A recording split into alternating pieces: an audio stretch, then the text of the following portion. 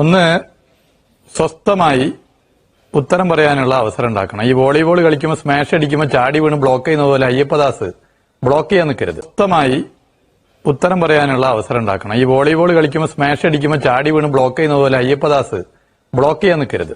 ഞാൻ ഇടപെടരുത്. കാരണം പറ്റിയ മൂന്നാളെയാണ്. അല്ല, അതാ ഇതന്നെ ബ്ലോക്കിംഗ്. അല്ല, ഞാൻ പറയട്ടെ, പറ്റിയ മൂന്നാളെയും ചർച്ചയ്ക്ക് ഇരുത്തി നിങ്ങളെ ആങ്കറിംഗും ചെയ്തിട്ട് എന്നെ പറയാൻ അനുവദിക്കുന്നുണ്ട്. പിന്നെ എന്നെ വിളിക്കേണ്ട ആവശ്യമില്ല. ശ്രീ റിയാസ് താങ്കൾ അതുകൊണ്ട്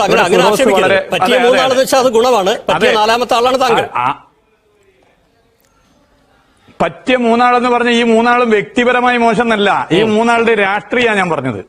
ഒരു സാമ്പാർ പോലത്തെ എല്ലാ കഷ്ണവും ഉണ്ട് പറ്റിയത്. അതാണ് ഞാൻ ഉദ്ദേശിച്ചത്. അല്ല, മൂന്ന് വ്യക്തികളെ മോശമാക്കിയിട്ടല്ല. വ്യക്തികളെ മൂന്നാളെ പറ്റിയും അങ്ങനെ മോശമാക്കുന്ന ആളുമല്ല ഞാൻ. അയ്യപ്പദാസിനെയും വ്യക്തിപരമായി മോശമാക്കില്ല. അപ്പൊ ഒരു സാമ്പാർ പരുവത്തിൽ എല്ലാം ഉണ്ടല്ലോ, എല്ലാം ഉണ്ട്, എല്ലാ കഷ്ണങ്ങളും ഉണ്ട്. വെറുതെ സമയം കളയണ്ട, സമയം കളയണ്ട. അയ്യപ്പദാസ് ഞാൻ പറയട്ടെ, അയ്യപ്പദാസിന് ഇഷ്ടമുള്ള മാത്രം പറയാനാണ് ഞാൻ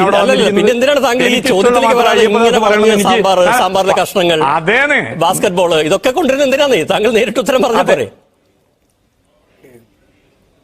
നിങ്ങൾ തോന്നിയത് പറയുമ്പോ എനിക്ക് സൗകര്യമുള്ളത് പറയും. പറയാനുള്ള അവകാശമുണ്ട്. ഞാൻ സൗകര്യമുള്ളത് ഞാൻ പറയും. അത് പ്രേക്ഷകർ തീരുമാനിക്കട്ടെ. ഞാൻ പറയട്ടെ. ഒന്ന്, എന്താണിത്? എന്താണ് അയ്യപ്പദാസ് ഇങ്ങനെ? ഞാനൊന്ന് പറയട്ടെ. നിങ്ങൾ പറയുമ്പോ ഞാൻ ഇടയിൽ കയറുന്നില്ല. ഞാനൊന്ന് പറയട്ടെ. അതെ, അപ്പൊ ഞാൻ പറയുന്നത്, അയ്യപ്പദാസിന് ആരോട് എന്തു ചോദിക്കാനും ഒന്നും ഒരു തെറ്റില്ല. ചോദിക്കണം, നിങ്ങൾക്ക് അതിനുള്ള അവകാശമുണ്ട്. നിങ്ങൾ ചോദിച്ചിട്ടില്ലെങ്കിൽ നമ്മൾ നിർബന്ധിച്ച് ചോദിപ്പിക്കും.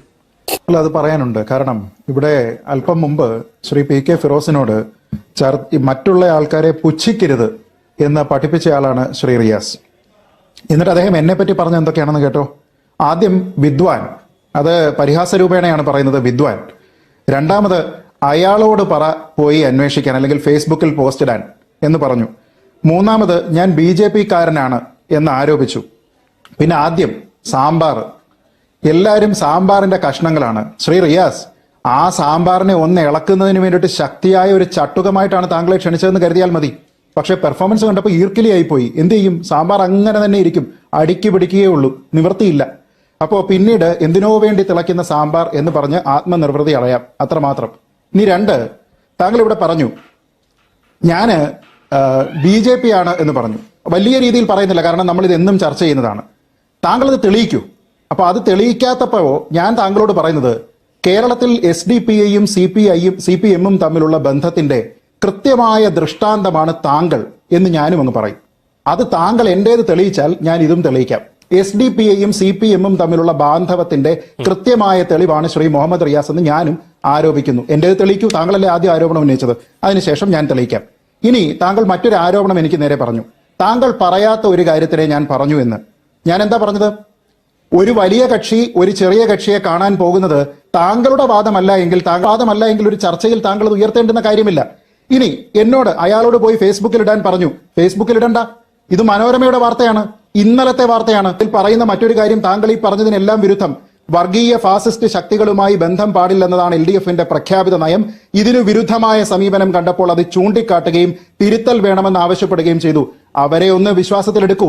വലിയ കക്ഷിയായ CPM പോയി CPIയോട്, ചെറിയ കക്ഷിയോട് പോയി സംസാരിച്ച് കാണിക്കൂ. ഈ BJP എന്ന് പറയുമ്പോൾ ശ്രീ വിജയരാഘവൻ ഇല്ല എന്ന് ഞാൻ പറഞ്ഞിരുന്ന ആ രാഷ്ട്രീയ ജ്ഞാനം എന്ന് പറയുന്നത് താങ്കൾക്കുമില്ലേ? ഞാൻ ഈ ചർച്ചയിൽ ഇന്നോളം അല്ലെങ്കിൽ ഇതുവരെ സംസാരിച്ചിരിക്കുന്നത് BJPക്ക് വേണ്ടിയിട്ടല്ലല്ലോ. ഞാനിവിടെ ശ്രീ പ്രതാപൻ പറഞ്ഞിരിക്കുന്നതും ശ്രീ ഫിറോസ് പറഞ്ഞിരിക്കുന്നതുമായ കാര്യത്തിനെ അടിവരയിട്ടുകൊണ്ടല്ലേ പറഞ്ഞത്. അപ്പൊ BJP ബന്ധമെന്നായിരുന്നെങ്കിൽ ഒരുപക്ഷെ ശ്രീ റിയാസ് ഞാനിപ്പോ താങ്കളുടെ സ്വരത്തിൽ സംസാരിക്കണമായിരുന്നു, മറ്റുള്ളവർ പറയുന്നത് കേട്ടിട്ട്. ഒരു കാര്യം കൂടി പറയാനുണ്ട് അയ്യപ്പദാസ്. ഈ താങ്കൾ ഈ പറഞ്ഞിരിക്കുന്ന അതേ രീതിയിൽ അതേ ഭാഷയിൽ തിരിച്ചു പറയാൻ എനിക്ക് അറിവില്ലാഞ്ഞിട്ടല്ല ശ്രീ റിയാസ്. പക്ഷെ സംസ്കാരം എന്നുണ്ട്. ഞാൻ ഇപ്പോഴും താങ്കളെ ശ്രീ റിയാസ് എന്നാണ് വിളിക്കുന്നത്. അത് എന്റെ മുതിർന്ന ആൾക്കാർ, എന്റെ പിതാവ്, എന്റെ ഭാര്യാപിതാവ് തുടങ്ങിയ ആൾക്കാർ എന്നോട് പറഞ്ഞു തന്നിരിക്കുന്ന രീതിയിലാണ് ഞാൻ സംസാരിക്കുന്നത്. അല്ലാതെ മറ്റുള്ള ആൾക്കാർ അവരും അവരുടെ പിതാവും അവരുടെ ഭാര്യാപിതാവും അവരോടും പൊതുസമൂഹത്തിലുള്ള മറ്റു പ്രധാനപ്പെട്ട ആൾക്കാരോടും ഏതു ഭാഷയിൽ സംസാരിക്കുന്നു എന്നനുസരിച്ചല്ല ഞാൻ പറയുന്നത്. താങ്കൾക്കത് തുടരാം, ഞാൻ എന്റെ രീതി തുടരുന്നു. ഇത് എന്റെ സംസ്കാരം. നമുക്ക് ഒരുപക്ഷെ ശ്രീ റിയാസിന് മറുപടി പറഞ്ഞ ഒരു പക്ഷേ അടുത്ത റൗണ്ടിൽ അവിടെ നിർത്താം. കാരണം നമ്മൾ ഈ സാമ്പാർ തുടങ്ങിയ ശ്രീ റിയാസിനായതുകൊണ്ട് അത് കറങ്ങി തിരിഞ്ഞ് തീർന്നു എന്ന് വിചാരിക്കാം. നമുക്ക് ചർച്ചയുടെ മെറിറ്റിലേക്ക് തിരിച്ചു വരാം. ശ്രീജിത്തിന് എന്തെങ്കിലും വേദനിച്ചിട്ടുണ്ടെങ്കിൽ ഒന്ന് ക്ഷമിച്ചേക്ക്. കേരളത്തിന്റെ ആരോഗ്യമന്ത്രിയെ കോവിഡ് റാണി എന്ന് വിളിച്ച വ്യക്തിയാണ് ശ്രീജിത്ത്. അദ്ദേഹം ഇപ്പോൾ മുല്ലപ്പള്ളി രാമചന്ദ്രനല്ലേ പറയാൻ വിളിച്ചത്? വേറൊന്നും ഞാനാണോ? ഇല്ലാത്തതുകൊണ്ട് ചിലത് പറഞ്ഞു. അതെ, ഞാനല്ല, പറഞ്ഞത് ഞാൻ പറഞ്ഞില്ലേ, അതെ, താങ്കൾക്ക് രാഷ്ട്രീയ അജ്ഞതയാണ്. മുല്ലപ്പള്ളി രാമചന്ദ്രനാണ് വിളിച്ചത്. അതെ അതെ, പൂർത്തീകരിക്കട്ടെ, ഞാൻ ശരി, ശരി, പൂർത്തീകരിക്കട്ടെ. ശരി, ശരി, ശരി, ശരി, ശരി. ആ പറഞ്ഞതിന് തിരിച്ച് ഞാൻ പറയാൻ എന്തായാലും ഉദ്ദേശിക്കുന്നില്ല.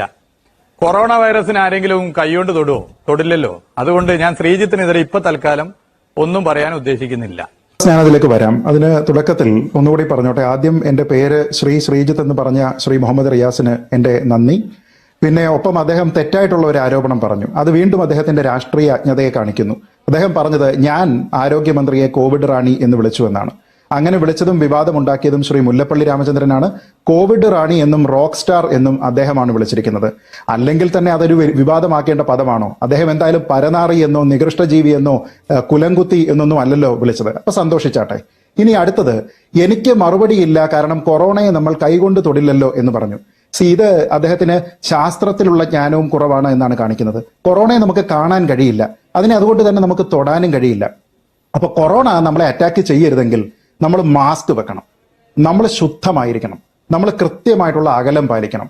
ഇത് ചെയ്ത് അങ്ങോട്ട് അറ്റാക്ക് ചെയ്യാതെ മര്യാദക്കിരുന്നാൽ ഈ കൊറോണ നമ്മളെ അറ്റാക്ക് ചെയ്യില്ല. അതിന് ശ്രീ എം വി ഗോവിന്ദനെ പോലെയുള്ള ശ്രീ ആനത്തലവട്ടം ആനന്ദനെ പോലെ വളരെ മാന്യതയോടുകൂടി ചർച്ചകളിൽ പങ്കെടുക്കുന്ന ആൾക്കാർ നോക്കിയാൽ അവരെ കൊറോണ ബാധിക്കാറില്ല.